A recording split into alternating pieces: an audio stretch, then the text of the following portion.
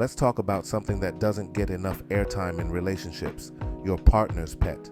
More specifically, when you don't like their pet, or when it feels like you are the real third wheel in your relationship.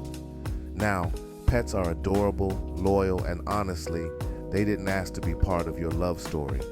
But when your partner is giving the cat more cuddles than you, or the dog gets priority every single time, yeah, that can create tension.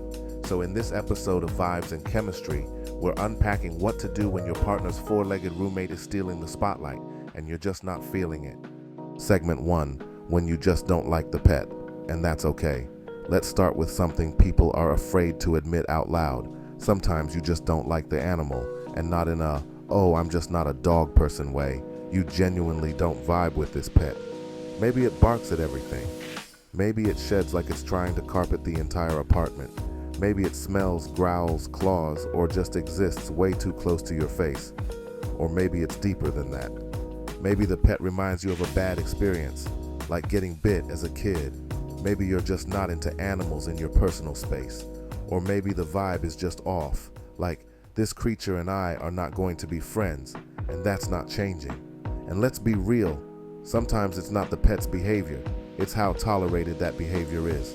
Like, it's one thing if the dog jumps on you once, it's another thing if it happens every day, and your partner just laughs like it's cute while you're standing there covered in paw prints.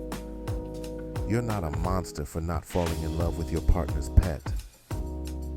You're not the villain in this story, but what matters is how you handle it. The goal isn't fake affection, it's respectful coexistence. Your partner probably loves their pet like family, so instead of trying to change that bond, focus on creating boundaries that keep you sane, without disrespecting what the pet means to them. Segment 2, sorting out what's really bothering you. Before you march in and declare, it's me or the dog, take a beat. Ask yourself, is this a real problem? Or am I just jealous that the cat gets more cuddles than I do? Sometimes the pet isn't the actual issue, it's what the pet represents. Pets are often a source of comfort, routine, even healing.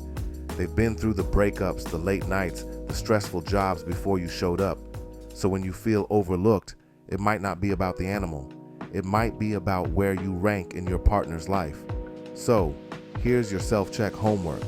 Write down what specifically annoys you. Is it the barking, or is it that your partner drops everything when the dog wants attention? Think about how you would act if the roles were reversed. If your partner hated something you loved, how would you want them to bring it up? Ask yourself, is this a deal breaker or an adjustment I need to make? This reflection keeps you from starting World War III over a goldfish. Segment 3, don't trash talk the pet. One of the biggest L's you can take is talking reckless about the pet. Remember, to your partner, their pet is basically family. If you say, your cat is disgusting, what your partner actually hears is, I think your child is gross. Instead, shift your language. Use I statements. Instead of, your dog is so annoying, he's always jumping on me. Try, I feel uncomfortable when Max jumps on me as soon as I walk in the door. See the difference? You're still being real about your feelings, but you're not attacking the pet directly. And here's a pro tip. Never try to force your partner to pick between you and the animal. That's a battle you will definitely lose. 9 times out of 10, the pet's been there longer than you, and loyalty runs deep.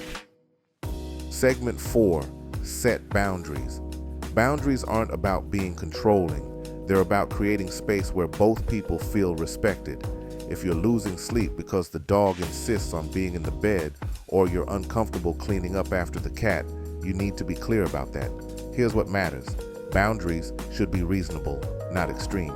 Saying, I don't ever want your pet in the house again, isn't realistic if your partner lives with that animal. But saying, I'd really like the dog to sleep in its own bed so we can rest better, opens the door to compromise.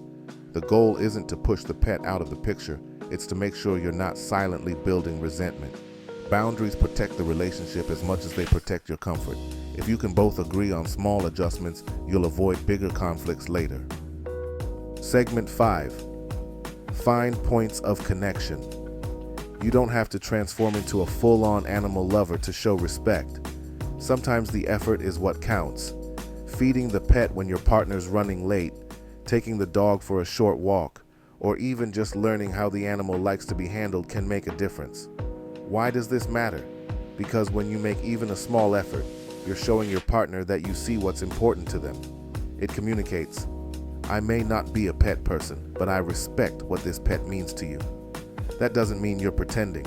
You don't need to fake affection or force yourself into activities you hate. It's about finding one or two things you can do that bridge the gap. Small acts of effort can build goodwill, and that goodwill makes the tougher conversations about pets a lot easier. And here's the bonus. Sometimes, when you give yourself permission to interact in small ways, you actually end up softening toward the pet. You may never be their biggest fan, but you might reach a point where you can appreciate the role they play without it feeling like a competition. Segment 6. Talk to your partner. After you've done your self-reflection, avoided the trash talk, and maybe even tried connecting with the pet, it's time to have the real conversation. This part is crucial. Approach it like a partnership problem, not an ultimatum. Say something like, I love spending time with you, but sometimes I feel like we lose our quality time because the dog always takes center stage. Could we plan 1 or 2 nights a week that are just us? See the difference? You're not saying your pet is ruining our relationship. You're saying, I want us to have more quality time. That's a constructive conversation. And remember, timing matters. Don't drop this in the middle of a stressful morning when the cat just knocked over a lamp or when your partner's already frustrated. Pick a calmer moment when you both have the space to listen. Also, your partner might feel like you're not being fair to them or their pet. If they tell you why the pet matters so much, hear them out. It's not about winning, it's about understanding. And the more you show you're willing to meet them halfway, the more likely they'll compromise with you too. Sometimes these talks take more than one round. Don't expect a single conversation to fix it all. Think of it as an ongoing dialogue where you're both adjusting, learning, and finding what works. Segment 7. Put it in perspective. Pets aren't just animals to your partner. They're companions, family, sometimes even sources of emotional healing. If you can remember that, it puts your frustration into context. The question to ask yourself is, can I live with this dynamic long term, or is it something that will eat away at me?